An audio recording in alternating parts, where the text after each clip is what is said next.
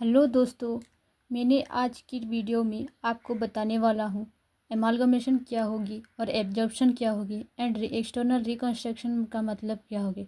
कुछ लोग होते हैं एमालगमेशन और एब्जॉर्प्शन एक ही चीज़ है बोलकर वो पढ़ लेती है, लेकिन वो नहीं है। एमालगमेशन अलग चीज़ है, एब्जॉर्प्शन के टॉपिक भी अलग है और एक्सटर्नल रिकंस्ट्रक्शन के भी टॉपिक अलग है।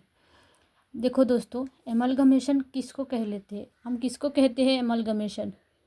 एमलगमेशन का मतलब क्या है।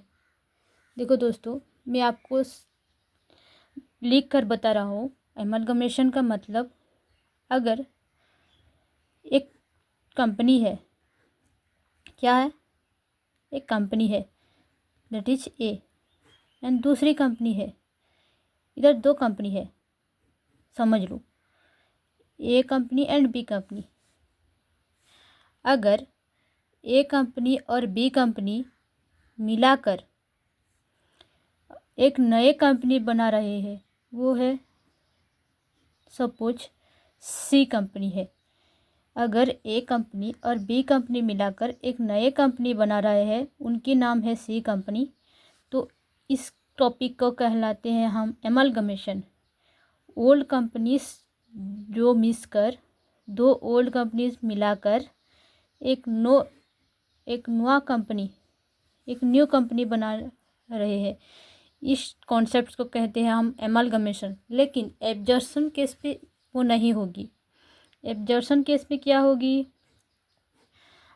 अगर एक ओल्ड कंपनी है, पुराना कंपनी, उनकी नाम है एफ, और एक न्यू कंपनी है, उनकी नाम है एस। ओल्ड कंपनी और पुराना कंपनी, ये है ओल्ड कंपनी और ये है न्यू कंपनी। समझ रहे हो मेरे बात को। ये है ओल्ड कंपनी, ये है न्यू कंपनी। अगर ये न्यू कंपनी ओल्ड कंपनी को ख़रीद लेता है, तो उनको इस कॉन्सेप्ट को कहते हैं हम एब्जॉर्प्शन। एब्जॉर्प्शन केस में क्या होगी, न्यू कंपनी एक पुराना कंपनी को, ओल्ड कंपनी को ख़रीद लेती है। इसका कॉन्सेप्ट को हम कहते हैं एब्जॉर्प्शन कंपनी। अगर देखो दोस्तों, अगर दो ओल्ड कंपनी मिलाकर एक न्यू कंपनी बना रहे हैं, तो इस केस में हम कहेंगे एमालगमेशन। इसका मतलब है दो कंपनी एमालगेट होकर एक न्यू कंपनी बना रही है। लेकिन एब्जॉर्प्शन केस में क्या होगी, न्यू कंपनी एक ओल्ड कंपनी को खरीद लेती है, न्यू कंपनी एक ओल्ड कंपनी को खरीद लेती है। इस केस में वो एब्जॉर्ब कर रही है, इसका मतलब परचेज कर रहा है। इस कॉन्सेप्ट को हम कहते हैं एब्जॉर्प्शन। लेकिन एक्सटर्नल रिकंस्ट्रक्शन का मतलब क्या है। देखो दोस्तों, ये है एक कंपनी, सपोज इसकी नाम दे देती हूँ एम, और एक है अनदर कंपनी जिनकी नाम मैंने दूँगी सपोज एन। देखो दोस्तों, ये दो कंपनी है एम एंड एन, समझ रहे हो मेरे बात को।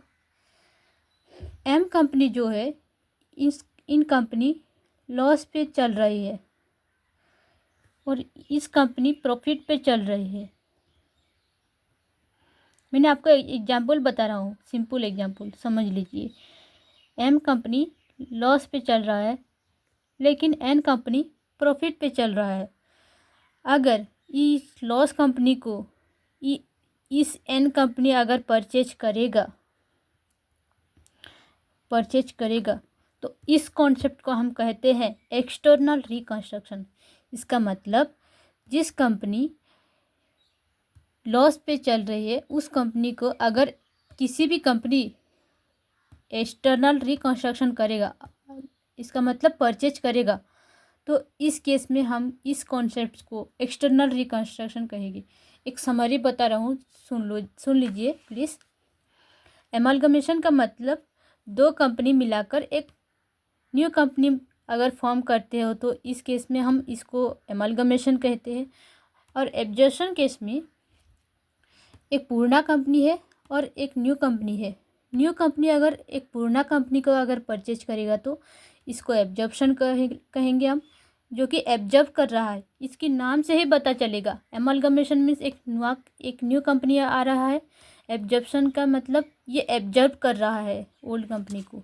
और एक्सटर्नल रिकंस्ट्रक्शन का मतलब ये थोड़ा कॉन्सेप्चुअल, थोड़ा ट्रिकी है। सुन लीजिए, एक्सटर्नल रिकंस्ट्रक्शन का मतलब जिस कंपनी अगर लॉस पे चल रहा है, उस लॉस कंपनी को अगर किसी भी कंपनी परचेज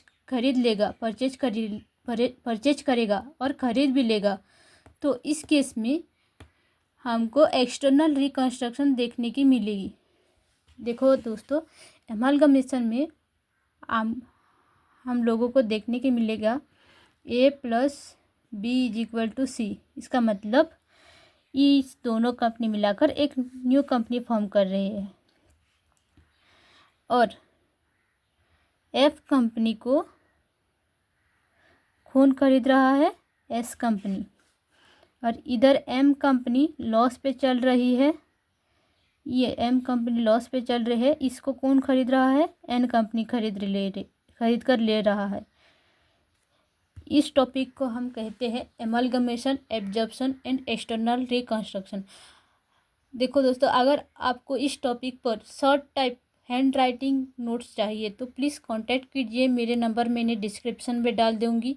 थैंक यू दोस्तों। अगर आपको इस वीडियो अच्छी लगी है तो please like, share and comment कीजिए। अगर किसी भी टॉपिक पर और किसी भी डाउट है तो आप मुझे कमेंट कर लीजिए। मैंने आपको 3 मिनट या 2 मिनट वीडियो में आपको कॉन्सेप्ट क्लैरिफिकेशन कर लूँगी और नोट्स भी प्रोवाइड कर लूँगी।